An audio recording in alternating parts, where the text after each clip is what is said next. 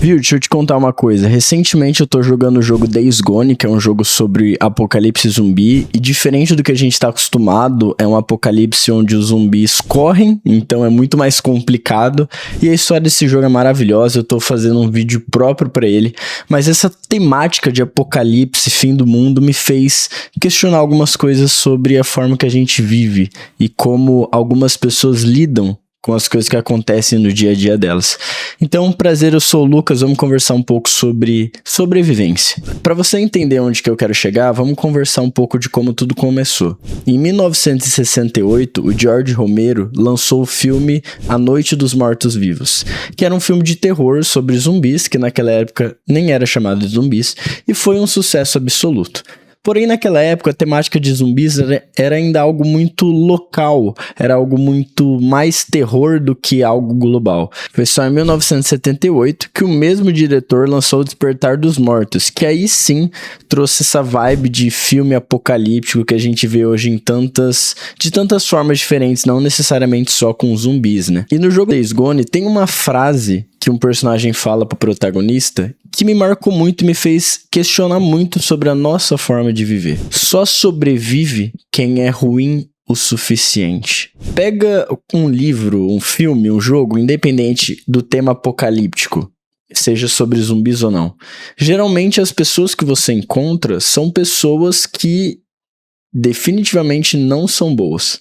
Ou até são, mas você descobre coisas que elas fizeram para sobreviver que você começa a se questionar. Parece que a estética sobrevivência, ela quebra as linhas do limite moral, sabe?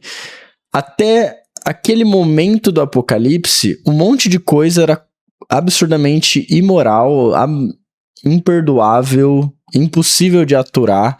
Só que quando você joga numa temática de sobrevivência, parece que tá tudo bem. Tá tudo bem você matar uma outra pessoa, tá tudo bem você trair uma outra pessoa, tá tudo bem você armar uma armadilha para um outro grupo sofrer e você não. Porque você tá tentando sobreviver. E daí você entende um pouco do porquê tantas narrativas de apocalipse trazem uma ideia sobre uma humanidade ruim. Porque a temática de apocalipse, ela meio que quebra essas linhas morais e mostra o que o ser humano é se ele não tiver limites. Porque dentro de um apocalipse, a sociedade, na maioria deles, ruiu. Então agora não tem ninguém acima para te botar limite e dizer o que você não pode ou pode fazer. Então eu acho muito interessante essa temática de apocalipse porque ele começa a mostrar quem o ser humano é de verdade, sabe? Do que a gente é capaz. Porque a gente, vivendo na sociedade de hoje, a gente fala, cara, eu nunca seria capaz disso, eu nunca seria capaz de fazer isso pra alguém. Será? Ou será que você só não faz isso porque existe um limite social que se você fizer, você vai ter uma consequência, sabe? Será que se você não tivesse essas linhas, você realmente não faria isso? É muito louco que a temática apocalipse é muito mais humana do que outras temáticas, porque ela revela quem a gente é, ela tira os nossos limites e mostra o que o ser humano é de verdade. O ser humano é capaz de tudo. Enquanto eu tava escrevendo o roteiro desse vídeo, eu me lembrei de uma frase que eu ouvi uma vez. Eu tava conversando com alguns amigos num rolê e uma amiga nossa tava contando sobre uma experiência que ela teve na vida dela. Enfim.